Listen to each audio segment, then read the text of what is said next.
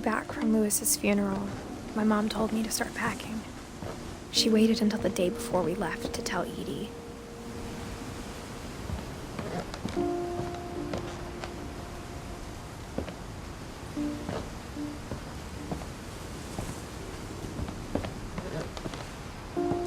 I'm not sure if she wanted to make it easier or harder.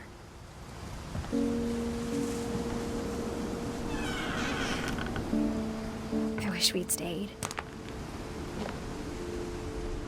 But I understand why we left.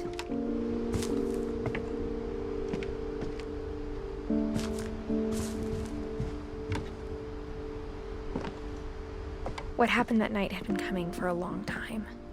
Maybe it should have come sooner.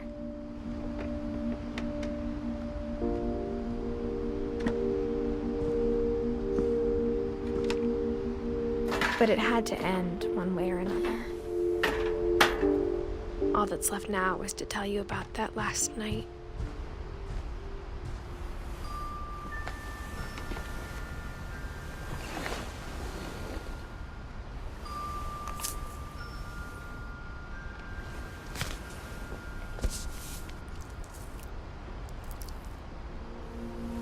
That whole last day, Edie just watched us pack and didn't say a word.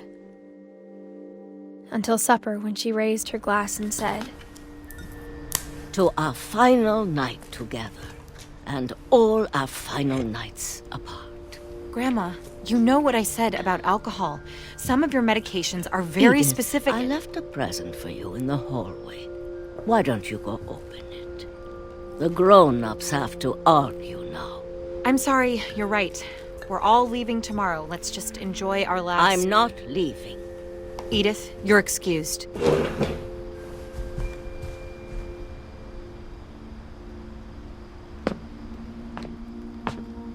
The power had been shut off that morning, but Edie always had plenty of candles. When my mom sealed the library, I don't think she knew about the other entrance, or that Edie had a key to it.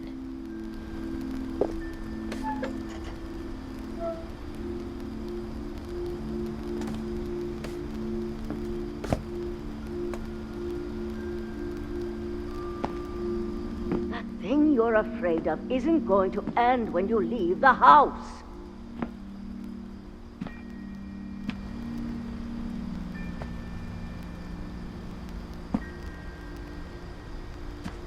Edith has a right to know these stories. My children are dead because of your stories.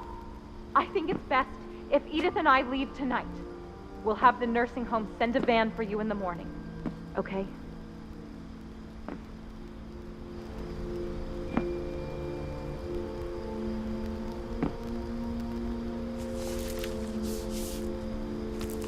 Dear Edith, there's so many stories I wish I could tell you, but there's only time for one. This is about what happened on the night you were born. That night, the tide went way, way out.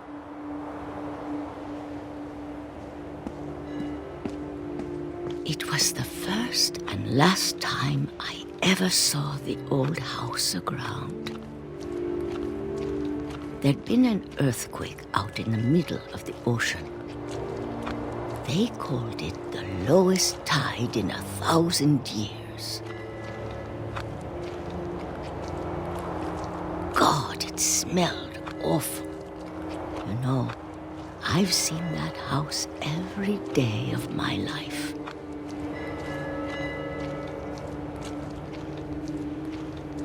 But I never thought I'd go back to it. When the fog rolled in, I lost my way.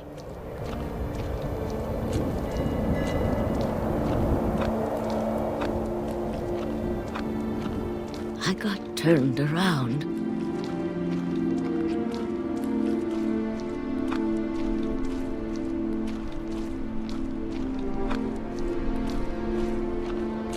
I started seeing things.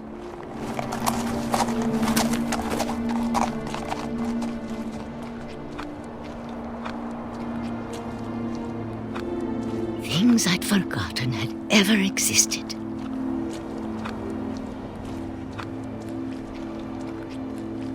But when I saw them, they felt like old friends. That night, a lot of things came back to me. Or maybe I came back to them.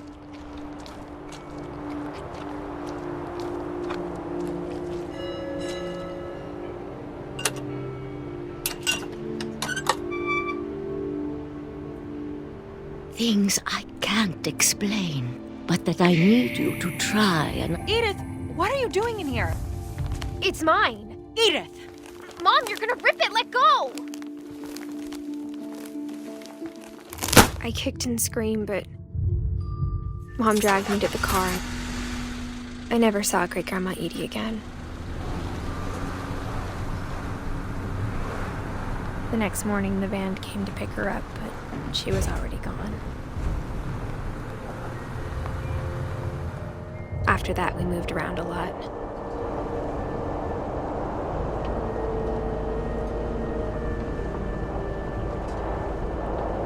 We both tried to make the best of it.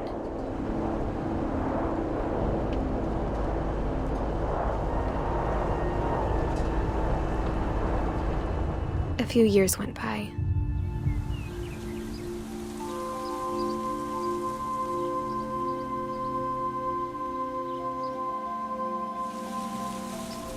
My mom didn't like to talk about it, but she started getting sick a lot. The rest happened pretty quickly.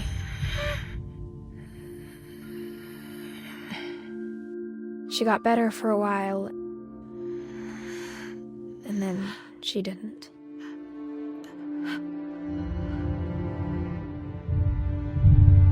And then I was alone. The last Finch left alive.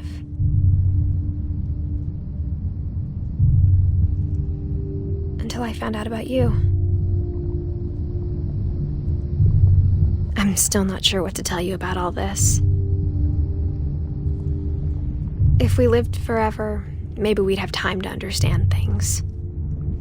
But as it is, I think the best we can do is try to open our eyes. And appreciate how strange and brief all of this is.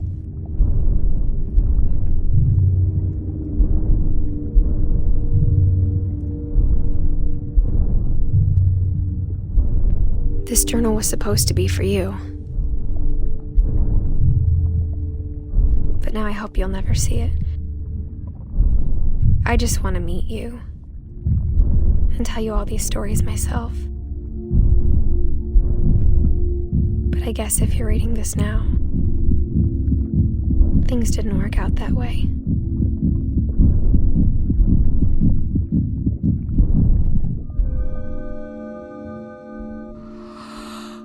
This is where your story begins. I'm sorry I won't be there to see it. It's a lot to ask, but I don't want you to be sad that I'm gone.